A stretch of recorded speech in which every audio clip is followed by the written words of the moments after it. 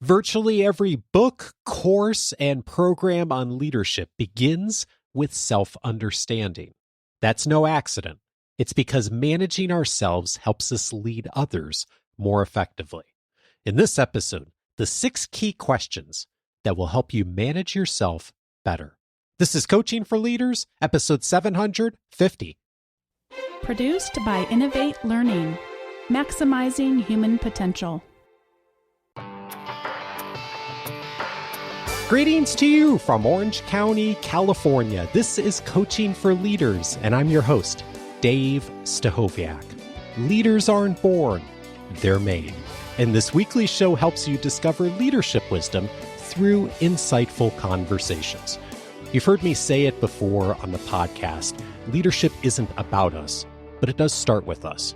Being able to lead ourselves well, to manage ourselves well, is so important if we are going to show up effectively to support others in our organization and to help our teams and organizations to be successful. Today, a look at how we can do a better job at managing ourselves through a number of key questions that will help us to open the doors to do it better. I'm so pleased to welcome Margaret Andrews. She is a seasoned executive, academic leader, speaker, and instructor. Her course, Milo, Manage Yourself to Lead Others, has become the most popular professional development program at Harvard. She is the author of Manage Yourself to Lead Others, Why Great Leadership Begins with Self-Understanding. Margaret, what a joy to know you. I'm so glad you're here. Thank you. It's wonderful to be here. I loved reading this book and thinking about how, one, I can get better at understanding myself, of course, and also thinking of how we can better do this for ourselves in leading teams. And I was struck by an exercise that I know you have done many times over the years. You talk about it in the book, the Best Boss exercise. Could you share what that exercise is and what people tend to discover when they experience it? Yes. So I do this exercise in many of the classes and programs that I teach, and I call it the Best Boss exercise. So I ask people to think about their very best boss, to get one person in mind. I said it could be their current boss, the one previous to that, their first boss, whatever, just one person in mind. So once they have their best boss in mind, I ask them to write down all of the reasons that this person was their best boss, the big reasons and the small reasons and everything in between. So I say, go for a long list and break down those big things like, oh, this person was a great leader, right, into its components. And I tell them, listen, there are many reasons why people might be your best boss. It could be that they were the smartest person you've ever worked with. It could be that they were the very best at something that you were doing, whether it was coding or data science or surgery or anything like that, really good at their technical or functional skills. Or it could be other things that they saw something in you. They took the time to get to know you. They let you learn on your own. Could be all kinds of things. So I give them a few minutes to think about that. And then I say, now go back over your list, which is hopefully 8 or more, and circle or highlight or star, whatever, the 3 most important reasons, the 3 biggest reasons. These are the deeper reasons why this person is your best boss. Mm-hmm. And then what I do is I have 3 Post-it notes in front of each person. And I say, you have 3 reasons and you have 3 Post-it notes. So go ahead and write one on each Post-it note, write one of the reasons why you were that person was your best boss. So they do that. And then I say, okay, put these Post-it notes where they belong. So I have 3 boards. And the first one is IQ. And I say the IQ one is about, they were just super smart. They quickly grasp things, etc. The second board is around technical and functional skills. And were they a great coder? Were they a great tax accountant, etc.? And then the third one are what I call interpersonal skills. And these go by multiple names: interpersonal skills, relationship skills, soft skills, emotional intelligence, superpowers, all kinds of things. And so they walk around the room and they put their Post-it notes where they belong. And what happens every single time is that there's a traffic jam at that third board where everybody has at least one there, and many people have all 3 of their Post-it notes are there. So I ask people at the end, I say, does this surprise you that the majority of the Post-it notes are on this third board? Sometimes people say, yeah, it does. It does. And a lot of times people say, oh no, as soon as I thought about it, it made a lot of sense. And I say, right, but we don't always think about that. And the results were always the same. And several years ago, I started keeping track of, well, how many Post-its are on which board and what are some of the most common things. So it turns out that over the years, as I've kept track of big and small groups, people from all over the world, different levels in an organization, all different industries, that 85% of those Post-it notes end up on that third board around those interpersonal skills. And the remaining 15% is relatively evenly split between those other two, between IQ and technical and functional skills. So this happens every single time. So what makes a really great boss is not their intelligence and it's not their technical or functional skills. It's those interpersonal skills.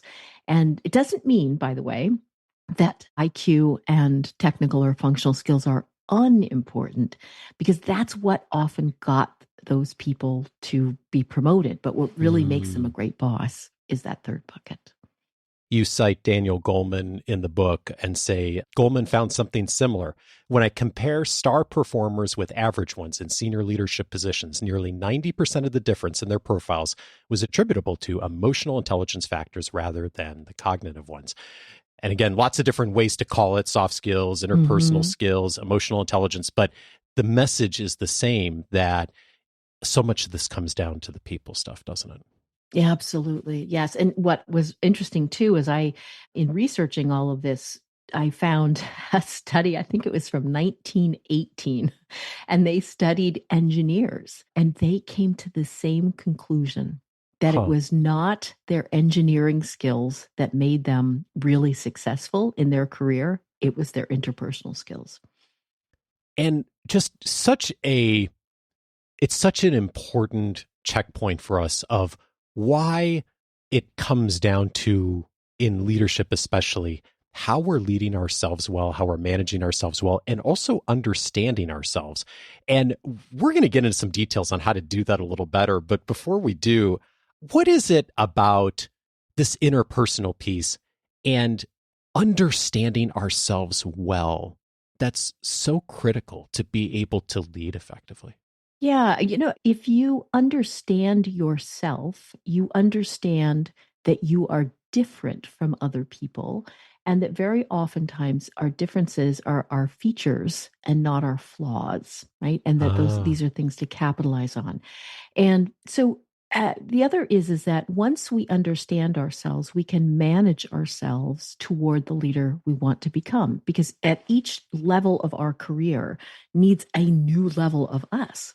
So this is a constant thing. It's not a one and done. So understanding ourselves to manage ourselves. But the other part of it is that if we don't understand ourselves, it makes it very difficult to understand other people.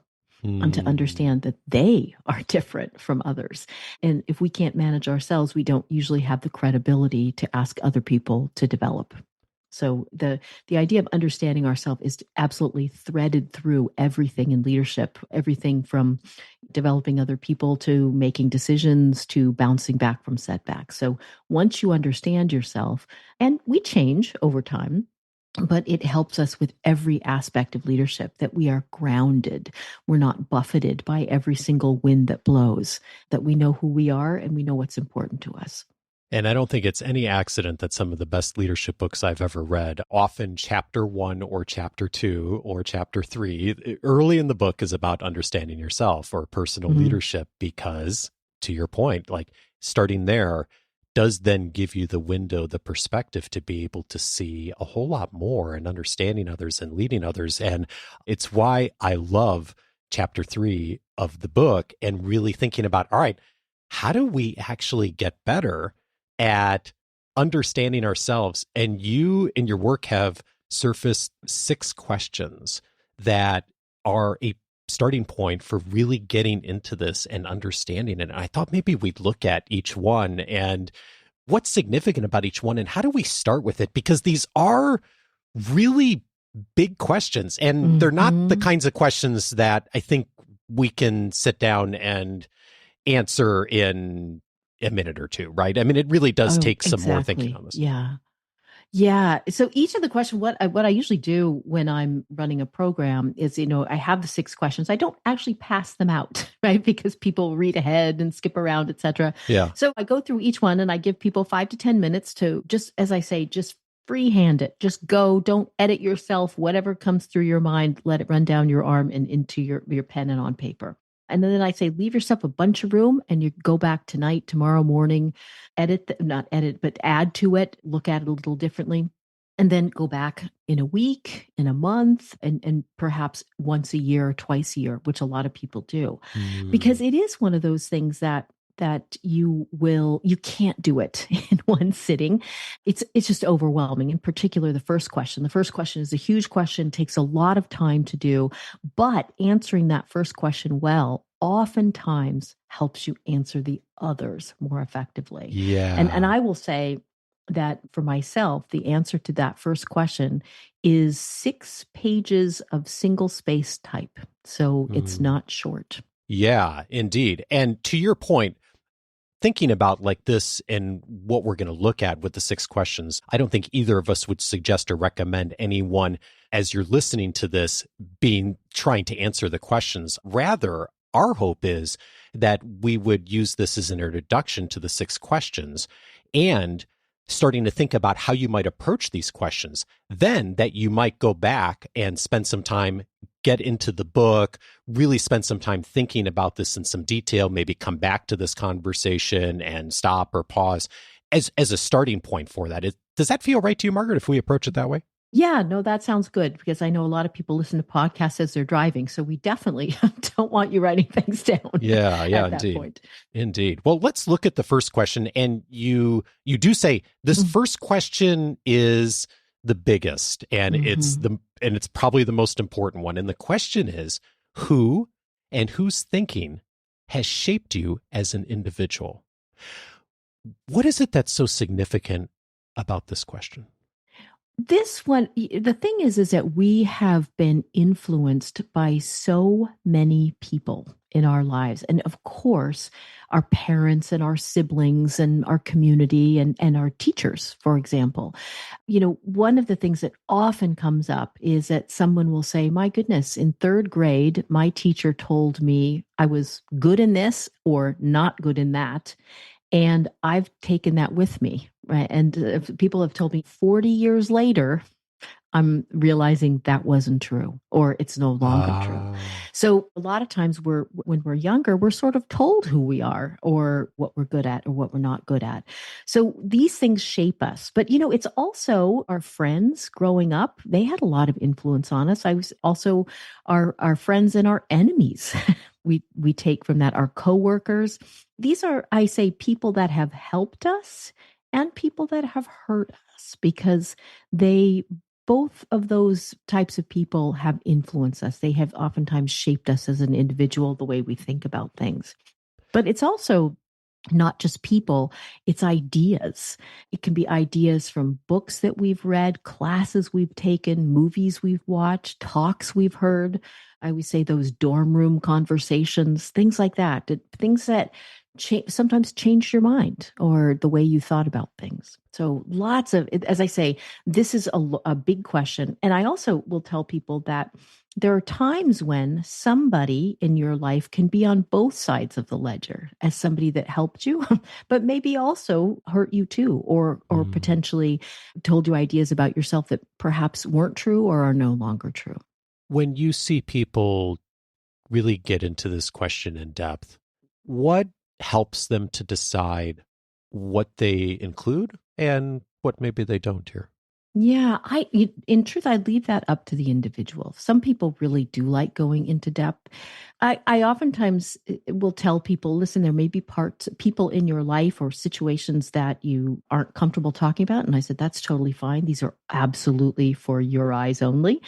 That said, I say, sometimes if you're not sure if you're looking at this correctly, you can talk about it with somebody that knows you well, somebody, whether it's your family or a friend or a spouse or partner or something like that, and just say, this is the way I'm looking at this. And they may give you a slightly different perspective. And that can be helpful too. I love the invitation here too to not just think about people, but movies and books and classes and things that have had a significant impact on us for whatever reason, as you point out, good or bad, right? And those often help us to illuminate something that has shaped us in some way. Yeah, I oftentimes think, one of the things I have in that question is it can even include favorite childhood stories, right? We all had Huh. certain books that we read or were read to us as children. And sometimes we go back, we buy them for our own children, right? Because we like them so much. But a lot of times you learn something from those. I always think of back to that book, Harold and the Purple Crayon. I don't know if you Oh, read that yeah. one. Yeah, but it was about him taking things into his own hands. He decides he wants to go for a walk. So he paints this, he goes out he draws a window in his room and goes out the window, walks around town, and then he realizes, oh, I think I want to go back. So he redraws the window and climbs back in. So, I always thought, I think that probably stayed with me because I thought we all have a lot of agency for how we do things. And of course, my kids now all like it too. Yeah. Well, in thinking about agency, a lot of what's behind this question is we are getting to a understanding and appreciation of who we are, our preferences, our history, what's important to us. And in the spirit, as you mentioned earlier, of if I can do that better for myself, if I see those things in myself, if I recognize those things in myself, then hopefully I can do a better job at being able to recognize that in others too. And understanding Yes. our own uniqueness and our own agency helps us to then have the capacity to extend that dignity to others. Absolutely. Absolutely. Because different people that we work with, they were raised differently. They studied at different places or different topics. They had different families than we do. So, they were shaped differently than we are. And that may be helpful as opposed to trying to make everybody or think that everybody is really the same. The second question is, what situations and events have helped shape your perspective? I was thinking about that question and wondering, what are the ones that we should pay attention to, the situation and events, when we think about that question and exploring that further? Yeah, I think that sometimes there are, I would all say, pivotal moments. And sometimes these may come as what I'll say lucky and unlucky accidents. An Huh. unlucky accident might be that you got into a car accident, or there was a death in the family, or something that maybe was or was not out of your control, but it wasn't what you wanted. Right. And those impact us. But there are also lucky accidents. And the one I hear the most often is that somebody will say, I really did not want to go to that party that night, but my friend made me go. And that's where I met my spouse. Right. So Ah, lucky accident. But a lot of these things can shape the way that we think about things. thinking about what you said on thinking about things as kind of those lucky and unlucky accidents, and thinking about that first question where we have agency, like in a way, like often we don't, like with things that have shaped or just happened to us. What's the value of thinking about things from the standpoint of just like, okay, this is just what happened to me in my life, and how does that help us illuminate like who we are and how it shapes us? Yeah, and there are those things that we don't have control over. Maybe you were sickly when you were younger, or you got in a car accident, or you had a really very challenging family situation or something like that. I think very often of the quote by British author C.S. Lewis when he says, "You can't go back and change the beginning, but you can start where you are and change the ending."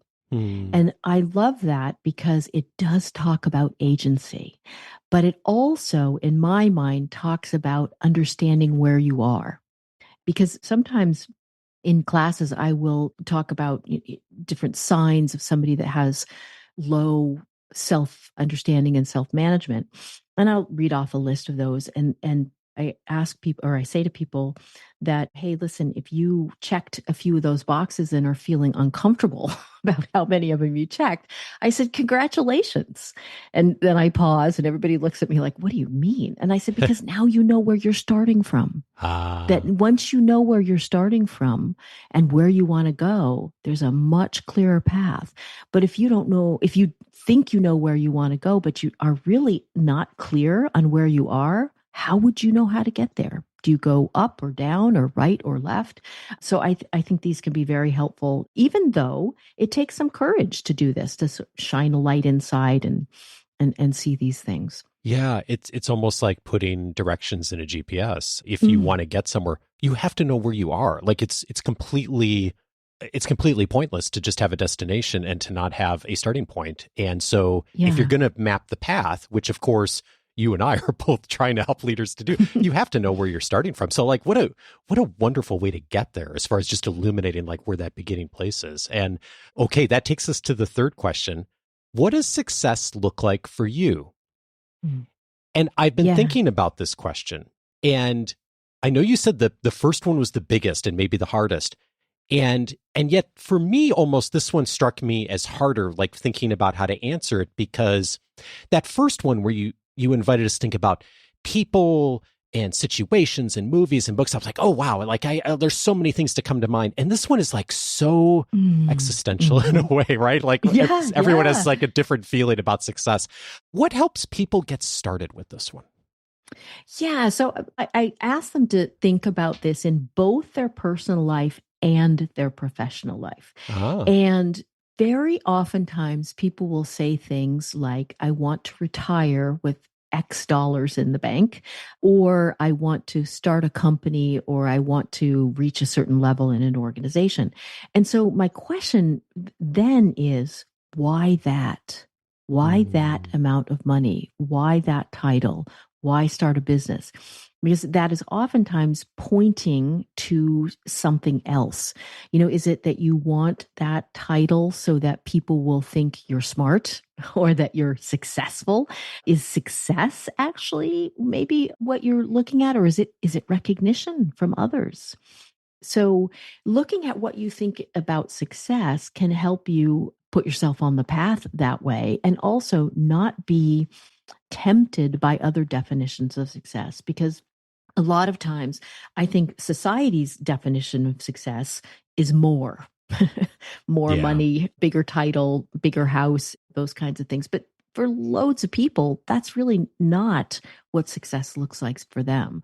They may want good family relationships. They may want to be able to have more balance in their personal and professional life. So understanding what success looks like for us helps us to peel off those things that aren't serving us. Maybe that's not our definition of success. Maybe that's somebody else's. Maybe it's our parents. Maybe it's society's, but maybe it's not ours. And it's helpful to know, again, where do you want to go? Yeah. Yeah. And even if it is something that seems on its face more transactional, like someone wants to have a certain net worth dollar amount in their retirement account at a certain age, which, a lot of us have a goal like that, right? Is okay, well, what's behind that? Like getting to that, great. Like it's good to have that tactically. But what I really hear you saying is like, let's explore the why, like the question after that. What's the why behind that? How does that really feel like success for you? What does that mean if you have those resources? Like, what are you going to do with it? How do you support your family, other organizations, charity? Like there's so many interesting places to go with that I find that oftentimes there is something that's there, and sometimes people haven't really thought of that. And so it's an opportunity to also start thinking about like, oh, what does that really look like for me?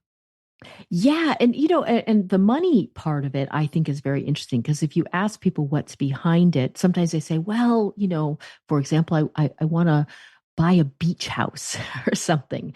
And I say, well, that might be dependent upon where you live. If you really, really want to live on the beach, you might be able to do that now, or you might be able to do that for a whole lot less money than you think. Yeah. So is that what it is, that you want to be living on the beach, or is it what else might be behind that? Which is a good transition to the fourth question. What are your core values, and how have these values changed throughout your life? I have seen so many different exercises over the years. I've produced some in my work at Carnegie, the cards, lists of values, books. This is such a critical question. And when people come to this for the first time, where do you invite people to just start with this and start thinking about what are my values? Yeah. And, I think a lot of people think this is the hardest question. And the reason is because we're not really asked this question very often. And maybe we're told that our parents have values for us, society does as well. So thinking about I show people what I think are two ways into understanding some of your values. Hmm. And the first one is, what would we think if we looked at your calendar, what you value versus what you say you value? And as an example of this, I'll say that if you talk to my husband and I, we would both say that we value health and fitness. If you were to look at his calendar, it would become very clear that that is what he values. So my husband is an ultra marathon runner, and we've been married now for 37 years. Oh, wow. And no matter what is going on in his life or in the world, he works out. Yeah. Right? 6 days a week, he runs, he does whatever he needs to do. And he makes time for it. So if something is really crazy at work, he will get up earlier or stay up later or something like that. For me, you would see that I value work a lot. So oftentimes that my work will crowd out my workout time. I'm not saying that in a proud way. I'm saying that that actually does reveal some of my values. So that's one thing, is where do you spend your time is one part of it. The other way is I ask people to say, what, when you read about something or witness something that makes you angry, what is it that makes you angry, whether you're reading a news story about it, etc. And the reason for that is because a lot of times what makes us angry is that one of our values has been stepped on. And so you can say, okay, wait, what are these things and what are they all pointing to? So those are two ways. I mean, I know there's many, many ways into values, but I have found these to be pretty helpful and pretty quick to help people get into them. Ooh, and I love both of those perspectives. I'm already thinking of things like, what might I surface on my values list I haven't thought of? Just thinking through the anger lens. Ooh. Yeah, super. The anger ones. A lot of people say, "Oh, that was helpful," right? They said when I thought about it, they said, "Oh my goodness, there really was a common core there of what makes me angry." So they found that very helpful. Yeah, and sometimes coming to something from the other side of it is like so much more illuminating. Like a lot of times we think about values, we think, oh, what brings me joy? When am I my happy place? Which is all good, right? Like it's good to think of that too. But coming at it from the other way of like, what really makes me angry? And then using that to reflect back of like, okay, what's the value that's maybe being violated or not showing up there? Ooh, so cool. Okay, the fifth question. To what extent are you aware of and allow yourself to feel your emotions? And I was thinking about this question and thinking, of course, all we know is our own experience, right? How can you get to a place where you can calibrate whether you are aware of your own emotions or not? Yeah. So a lot of people, when I tell them this question, you can see almost the look of fear on their face because they think, oh, I don't know. And I think, well, if you don't know, I think we know what that answer is. Because really, in truth, part of our understanding ourselves is being aware of our internal world. And that is all about emotions. And very oftentimes, our emotions are what are driving our behavior.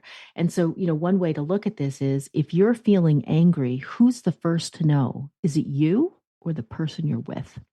Because if you're aware of your own emotions as you're having them, you are the first one that is aware of that, or happy, or jealous, or think of any emotion. But it's not just, are you aware of your emotions, but are you aware of how you behave in these different emotions and how that behavior impacts other people?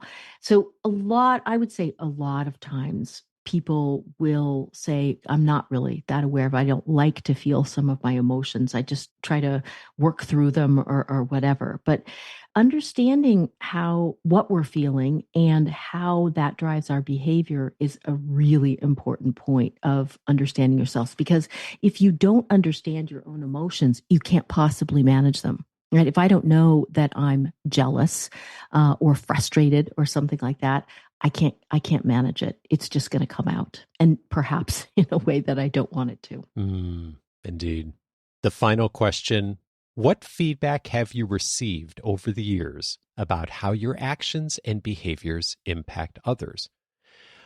How do you decide, when thinking about that question, what kind of feedback you'd pay attention to that's significant and what you wouldn't? Yeah, no, that's a great question.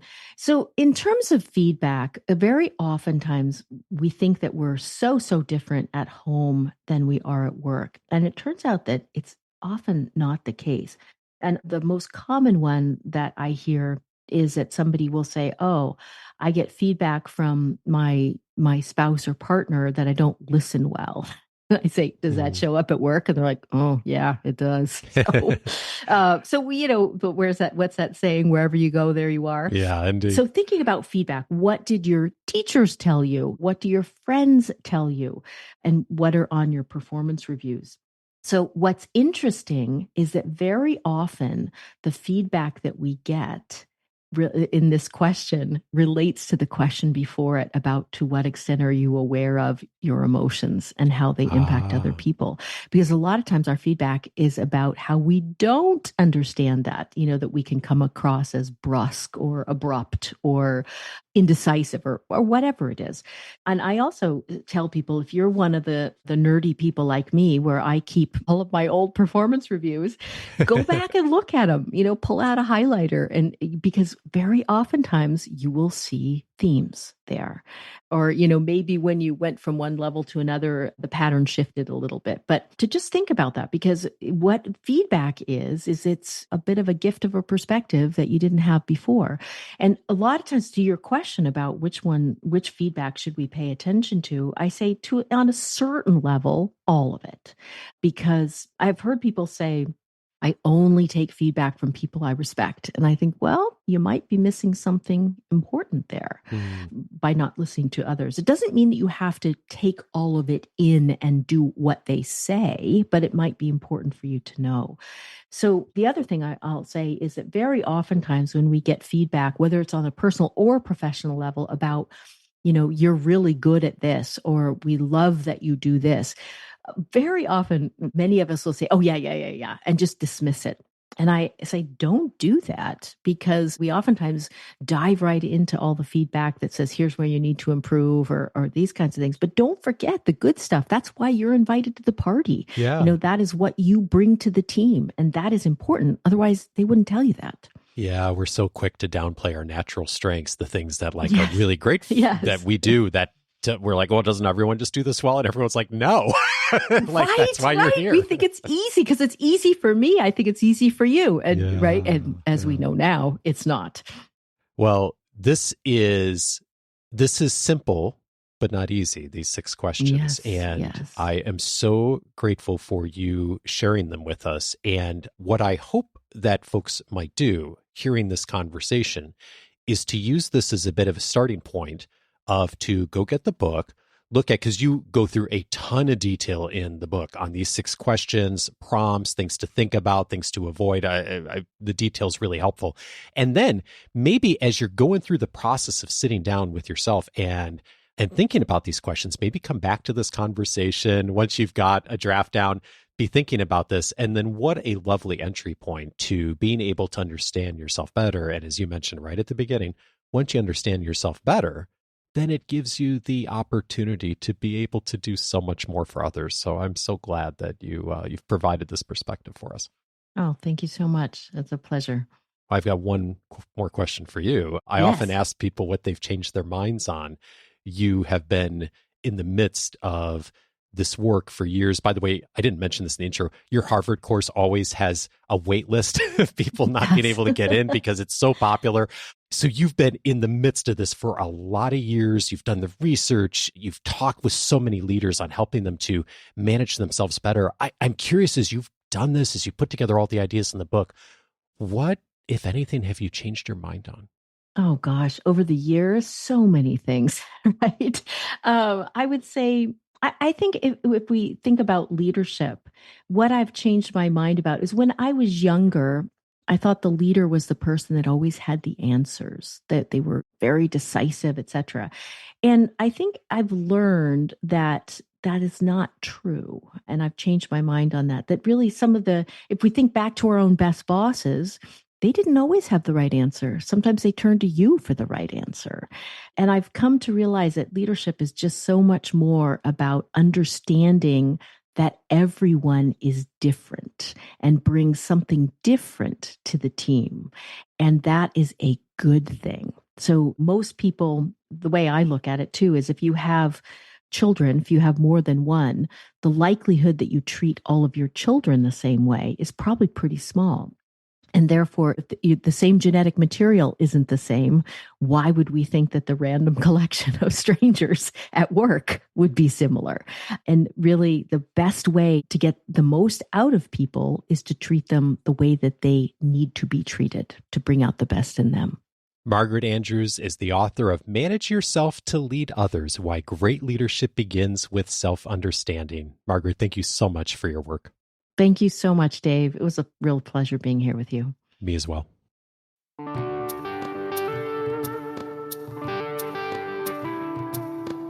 3 related episodes if this was helpful for you. One of them is episode 353, Enhance Your Self-Awareness. Daniel Goldman was my guest on that episode. Daniel, of course, put emotional intelligence on the map for so many of us. We talked in that conversation as to why self-awareness is so central and foundational for the emotional intelligence model, and of course, how we can get a bit better at it, episode 353. Also recommended episode 442, The Way to Be More Self-Aware. Tasha Urich was my guest on that episode, and we talked about her work and what we can do practically to reflect back on ourselves just a bit more. It complements so well with these conversations today. I love her energy and humor and helping us to do that in some real practical ways. Again, episode 442 for that. And then finally, I'd also recommend episode 459, Discover Who You Are. Hortense Il-Gentil was my guest on that episode, and we talked about some of the wonderful analogies and just simple questions, the everyday language questions that we can ask both ourselves and others to do a bit better self-discovery. And one of the insights that came out of that conversation for me is oftentimes the indirect question is the one that's most illuminating. Episode 459 for several examples on how to do that. All of those episodes you can find on the coachingforleaders.com website. I'm inviting you today, if you haven't already, to set up your free membership at coachingforleaders.com, because it's going to give you access to a whole bunch of resources, the entire episode library, my weekly guides, and also my book and interview notes. Just about every interview that I air here on the show, I have taken pretty careful notes to prepare in advance. I've pulled passages out of the book, and in Margaret's case, I've detailed out the 6 questions. I've also placed under each of those 6 questions a bit of a paragraph or so of her writing, so you really get a sense of the details, some of the things we talked about in this conversation, also some of the things we didn't have a chance to talk about.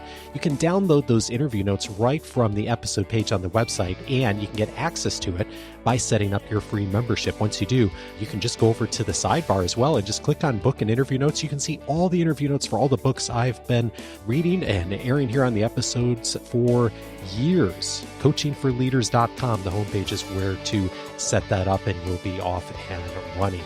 Coaching for Leaders is edited by Andrew Kroger. Production support is provided by Sierra Priest.